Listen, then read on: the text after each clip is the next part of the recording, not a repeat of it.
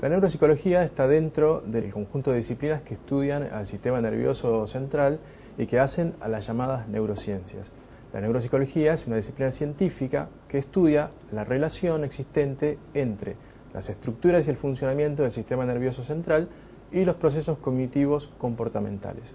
Su aplicación comprende tanto a las áreas clínicas y experimental como al desarrollo de modelos teóricos. La neuropsicología clínica específicamente, se va a centrar en el diagnóstico y en el tratamiento de los procesos cognitivos, emocionales y conductuales que pueden ser el producto de una lesión cerebral sospechada o confirmada.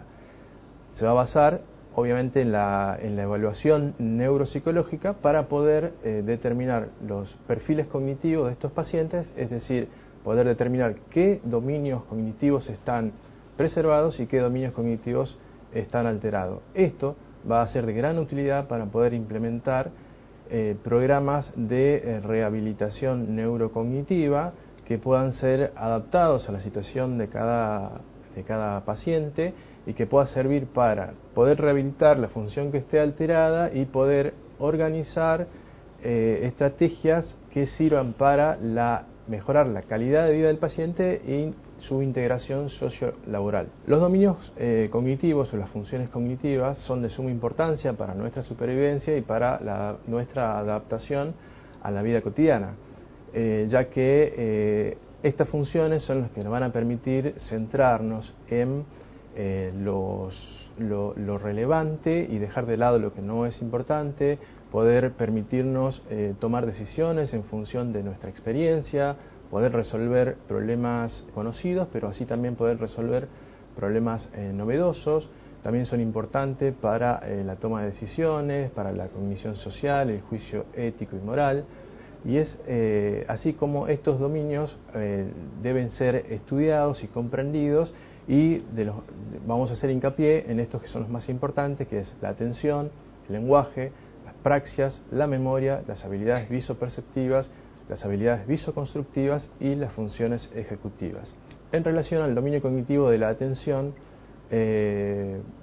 ya William James en 1890 la definía como la habilidad de poder dejar de lado algunas cosas para poder concentrarse en otras y poder tratarlas de manera eficiente.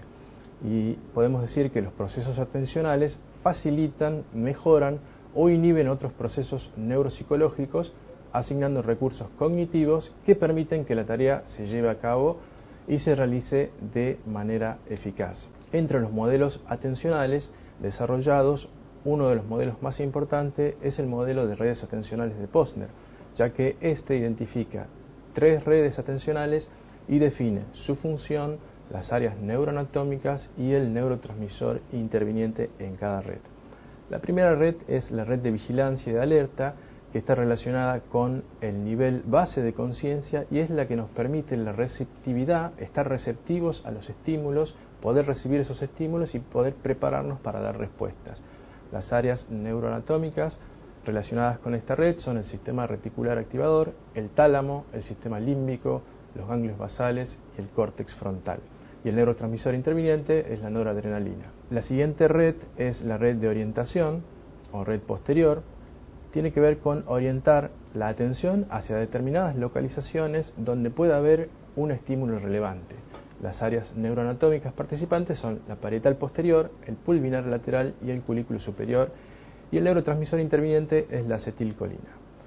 Una red de gran importancia es la red del control ejecutivo, porque tiene que ver con el automonitoreo de la conducta, con la planificación, con la inhibición de respuestas automáticas en pos de respuestas que no sean habituales y que se adapten al cambio de la exigencia de la demanda.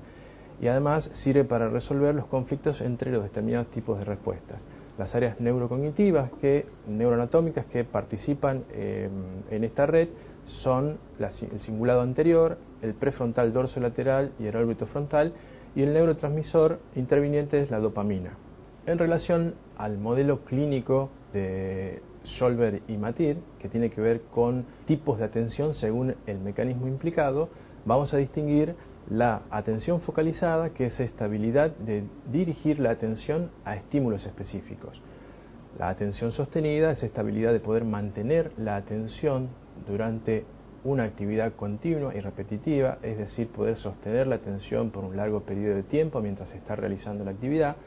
La atención selectiva es la habilidad de atender al estímulo blanco, inhibiendo las respuestas al resto. La atención alternante tiene que ver con la habilidad de desplazar el foco de un estímulo al otro, y la atención dividida es la habilidad de atender a dos focos simultáneamente. Algunos trastornos en los que se podría ver afectado el sistema atencional tienen que ver con los estados de coma, los estados confusionales, los trastornos de atención con o sin hiperactividad, los traumatismos craneoencefálicos, las demencias, HIV, las epilepsias, las enfermedades neurotóxicas, las esquizofrenias, la depresión, la ansiedad y el chemobrain, que es este fenómeno de las alteraciones cognitivas producto de la quimioterapia en pacientes oncológicos. También es importante destacar que el conocer los distintos tipos de atención y sus diferentes características hacen entender de la importancia de por qué contamos con un sistema atencional como el que tenemos, ya que si bien el sistema atencional es lo que permite llevar adelante de manera eficaz cualquier tarea cognitiva, también es de vital importancia para la supervivencia, ya que si no contáramos con un sistema que permita la recepción de estímulos, la selección de estímulos y la priorización de estímulos relevantes frente a dejar de lado los estímulos que no lo son, no podríamos responder de manera adecuada ante la demanda del medio. El siguiente dominio cognitivo es el lenguaje. Esta función es muy importante, ya que la afectación del lenguaje es de alto impacto para la persona, ya que estaría afectando la principal vía de comunicación. Por lo tanto, se afectarían las distintas áreas como las áreas psicológica, familiar, social, laboral. La principal alteración del lenguaje son las afasias, y la afasia se puede definir como lo hacen estos diferentes autores, como una alteración en la capacidad para utilizar el lenguaje, un déficit en la comunicación verbal resultante del daño cerebral, una pérdida adquirida en el lenguaje como resultado de algún daño cerebral, y que se caracteriza por errores en la producción, por ejemplo con la presencia de parafasias, o con fallas en la comprensión y dificultades para hallar algunas palabras, como por ejemplo son las anomias, o simplemente es una pérdida o un trastorno del lenguaje causado por un daño cerebral. La aparición en conjunto de algunos síntomas van a determinar el tipo de síndrome, o van a conformar un síndrome. Los principales síndromes afásicos son la afasia de Wernicke y la afasia de Broca. En relación a la afasia de Broca, el área neuroanatómica que se afecta es justamente el área de Broca, y las alteraciones características que tiene en el lenguaje son que en la producción del lenguaje tiene una producción no fluente, tiene una comprensión del lenguaje relativamente normal, tiene una repetición anormal, la tarea de señalar es relativamente normal, la tarea de denominar es anormal, y la lectura en voz alta es anormal, y la lectura, o sea, la comprensión de la lectura es relativamente normal, y la escritura es anormal. En relación a la afasia de Wernicke, donde el área neuroanatómica que está lesionada es justamente el área de Wernicke, las alteraciones que va a sufrir esta función tienen que ver con un lenguaje o la producción del lenguaje fluente, pero hay presencia de parafasias, es decir, como ejemplo de eso es sustituir un fonema por otro o sustituir una palabra por otra. La comprensión del lenguaje es anormal, la repetición es anormal, las tareas de señalar son anormales, la tarea de denominación es anormal, la lectura en voz alta es relativamente normal a anormal, la comprensión de la lectura es relativamente normal a anormal, y la escritura es anormal. Algunas condiciones que con potencial de producir alteraciones del lenguaje son los accidentes cerebrovasculares, los traumatismos cráneoencefálicos, los tumores cerebrales, las infecciones del sistema nervioso, las enfermedades nutricionales y metabólicas y las enfermedades neurodegenerativas. Por supuesto que todas las otras habilidades relacionadas al lenguaje también se van a ver afectadas, como la producción y comprensión del texto, la lectura, la escritura, etcétera, etcétera. El siguiente dominio cognitivo tiene que ver con las praxias o apraxias, ¿sí? Las praxias son los movimientos proposicionales aprendidos. Es decir, que cuando por una lesión cerebral se da una dificultad o una imposibilidad de realizar correctamente estos movimientos proposicionales, estamos hablando de las apraxias. Las apraxias o las praxias, cuando hablamos de praxias, estamos hablando de movimientos, por ejemplo, cómo cepillarnos los dientes, cómo peinarnos, cómo usar un cuchillo, cómo hacer una señal de saludo militar. Entonces estamos hablando siempre de movimientos que son voluntarios, que son intencionales, aprendidos y pueden ejecutarse implícitamente, es decir, donde no interviene la conciencia, pero también tienen como característica que para estos movimientos se requiere del acceso a las memorias procedurales para la ejecución de secuencias motoras y gestos aprendidos. En cuanto a los tipos de movimiento, son de tres tipos, que son los llamados movimientos transitivos con objeto, los transitivos sin objetos y los intransitivos. Cada uno de ellos tiene que ver con, por ejemplo, los transitivos con objeto sería cómo una persona aprende a ejecutar con el objeto concreto, por ejemplo, la acción de cortar con un cuchillo, ¿sí? Y los transitivos sin objetos tienen que ver no ya con la ausencia del objeto en concreto, pero puede hacer la mímica, es decir, hacer como si. Y los movimientos intransitivos tienen que ver más bien con movimientos que no se ejecutan sobre un objeto concreto, pero que están cargados de simbolismo, como por ejemplo el saludo militar. En cuanto a las alteraciones que se pueden dar por algún tipo de lesión, los principales tipos de apraxias, tenemos las apraxias ideatorias, las apraxias ideomotoras y las apraxias mielokinéticas. Las apraxias ideatorias, cuando se produce la lesión, lo que genera es que exista una falla en la idea del movimiento, es decir, en el concepto del movimiento. Y las apraxias ideomotoras, cuando se produce la lesión, lo que generan es una desconexión entre la ideación y la ejecución del movimiento. Y las apraxias motoras, cuando se produce la lesión, lo que generan es una alteración en la secuenciación motora aprendida. El dominio cognitivo, función cognitiva de la memoria, es un dominio cognitivo realmente importante y se puede definir a la memoria de forma amplia como la capacidad del sistema nervioso de beneficiarse de la experiencia.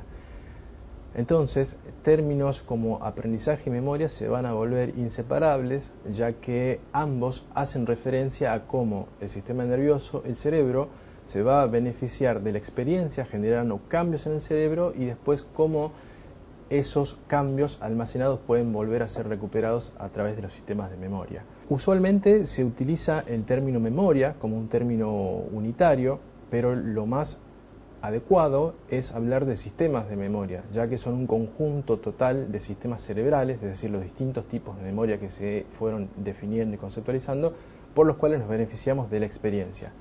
Cada tipo de memoria recae en un área del cerebro diferenciada, funciona con sus propias especificidades y eventualmente puede hacerlo independientemente en el caso de lesiones cerebrales. Es por ello que es importante hablar y conocer de qué es una taxonomía de la memoria.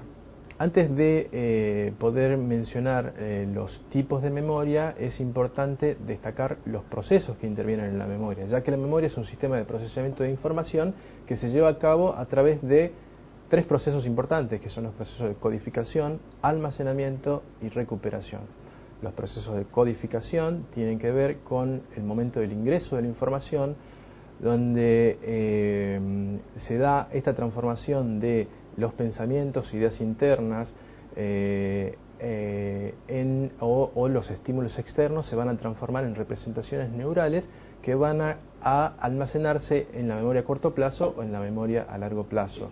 Aquí en esta etapa es importante la percepción y la atención, y también los procesos de codificación se ven beneficiados por las asociaciones o las reglas mnemotécnicas que pueden facilitar cómo uno codifica la información. En relación a los procesos de almacenamiento, estos tienen que ver con la capacidad del cerebro de poder retener la información almacenada. Y en relación a los procesos de recuperación, existen dos tipos de forma de recuperar la información almacenada. Una que es la que requiere mayor costo de recursos cognitivos, que tiene que ver con el recuerdo, es decir, la capacidad de poder recuperar esa información sin ninguna ayuda o sin ninguna pista externa. Y la siguiente forma de recuperar la información es a través del reconocimiento, es decir, cuando tal vez hay alguna ayuda, alguna pista externa que haga que podamos identificar ese estímulo que ya estuvo presente en la experiencia anterior. Ahora sí, podemos detallar los sistemas de memoria, donde lo que se debe tener en cuenta que una primera gran división es en memoria a largo plazo y memoria a corto plazo. Dentro de las memorias a largo plazo tenemos dos grandes grupos, que son las memorias declarativas o explícitas y las memorias no declarativas. Dentro de las memorias declarativas tenemos dos grandes sistemas de memorias que hacen a la memoria de los hechos y a la memoria de los eventos, es decir, las llamadas memoria semántica y la memoria episódica. Y dentro del grupo de las memorias no declarativas están la memoria procedural o procedimental, el priming y aprendizaje perceptual, el condicionamiento clásico y el aprendizaje no asociativo. Dentro de las memorias de corto plazo podemos dar como ejemplo, mencionar la memoria de trabajo. Esta memoria de trabajo requiere de control ejecutivo y atencional que permita mantener y manipular cantidades limitadas de información y no deriva de un proceso automático. Es decir, la memoria de trabajo es la memoria que utilizamos para poder sostener y poder mantener la información online y poder manipularla para poder resolver la tarea que se nos está requiriendo. La memoria semántica, que es parte de las memorias declarativas, es la memoria de los conceptos. Es la memoria que contiene la información relativa al conocimiento del mundo en general y del lenguaje, sin depender del contexto. Es una memoria de los significados. Un ejemplo de ella podría ser, por ejemplo, preguntarle a alguien si conoce cuál es la capital de la provincia de Salta. La respuesta es Salta capital. Simplemente es un conocimiento compartido por todos y no hace a la experiencia personal. En cambio, el tipo de memoria que es la memoria episódica tiene que ver con los recuerdos personales experimentados en el pasado, y somos conscientes de haber vivido esos recuerdos y que nos pertenecen, es decir, que son vividos por el propio sujeto. Continuando con el ejemplo anterior, podríamos decir como ejemplo de esta memoria es: recuerdo que cuando tenía 15 años fui a conocer la provincia de Salta y conocí la capital salteña. Entonces hace a un recuerdo de una vivencia personal. Y la memoria procedural estaría dentro de las memorias también de largo plazo, pero que hacen a las memorias no declarativas. Esta contiene la información sobre repertorios conductuales, habilidades y estrategias cognitivas que comparten las características de tener un componente motor elevado y de ser ejecutadas de forma inconsciente. Un ejemplo de estas memorias sería el aprender a andar en bicicleta. Se puede explicar cómo andar en bicicleta, pero eso sería una memoria semántica, pero la acción de hacerlo hace a la memoria procedural. Otro dominio cognitivo son las habilidades visoperceptivas y las habilidades visoconstructivas. Estas habilidades, al menos en las etapas iniciales del procesamiento del input visual, sigue dos grandes sistemas neurocognitivos. Ellos son el análisis visoperceptivo del objeto, que es la vía del qué, es decir, la vía ventral, que tiene que ver con el procesamiento del color, la forma y la textura y la identificación de objetos. Es una vía occipito-temporal que se utiliza para el reconocimiento visual. Y la otra vía importante es el análisis del espacio, es la vía del dónde, que tiene que ver con la vía dorsal, que es una vía occipito-parietal y actúa o es importante para la localización. Tiene que ver con el procesamiento espacial, la localización de objetos y el procesamiento o la percepción de los movimientos. Este input luego se integra y sintetiza en actividades cognitivas de orden superior. En relación a las habilidades visoconstructivas, podemos decir que esta habilidad combina ambos procesamientos, como los mencionados anteriormente, es decir, los aspectos visoperceptivos y los visoespaciales, con exigencias de funciones ejecutivas, conceptuales y habilidades cognitivo-motoras. Las funciones ejecutivas son otro dominio cognitivo de mucha importancia y es un sistema de control y supervisión capaz de regular la conducta de un modo eficiente, permitiendo transformar los pensamientos en decisiones, planes y acciones. Tiene que ver las funciones ejecutivas con el conjunto de habilidades cognitivas que van a controlar y regular otras capacidades más básicas como la atención, la memoria y las habilidades motoras o el lenguaje, y sirven para facilitar la adaptación del sujeto a situaciones nuevas, poco habituales, a lo no rutinario. Estas funciones ejecutivas no son un concepto unitario, sino más bien son diferentes procesos que van a converger en un concepto general de funciones ejecutivas. Estas van a estar implicadas en la regulación de todas las actividades que no son automáticas, están al servicio de la resolución de problemas, siempre estamos hablando de conductas con objetivo. Y, por ejemplo, los autores Lesak, Hawson y Loring dicen que una conducta adulta y autosuficiente, apropiada y socialmente responsable va a resultar de 4 componentes: la abolición, la planificación, una acción propositiva y un desempeño eficiente. Las funciones ejecutivas tienen como asiento neuroanatómico el córtex prefrontal, y en relación a los circuitos neuroanatómicos que se fueron detallando y describiendo, tenemos el circuito dorsolateral, que se relaciona más con actividades puramente cognitivas, es decir, con la memoria de trabajo, con la atención, con la flexibilidad cognitiva, con el poder alternar y cambiar de respuesta. Después el circuito ventromedial, este se va a asociar con el procesamiento de señales emocionales que van a guiar nuestra toma de decisiones hacia objetivos basados en el juicio social y ético. En relación al circuito singular, podemos decir que si hubiese alguna alteración o lesión en esta área específica del córtex prefrontal, podría generarse una reducción de la actividad espontánea, una apatía, una pérdida de iniciativa, una lexitimia, y se podría relacionar con lo que se llaman los trastornos pseudodepresivos. Si hubiese una lesión o una alteración en el circuito órbito-frontal, podría generarse un cambio en la personalidad notorio, podría haber desinhibición, irritabilidad, agresividad, incapacidad para adaptarse a las normas sociales, podría haber una conducta emocional inadaptada a la situación, euforia, hipomanía, y este podría relacionarse a los llamados trastornos pseudopsicopáticos. Las funciones ejecutivas son una función cognitiva que dentro de este concepto existen muchos componentes que hacen a las funciones ejecutivas.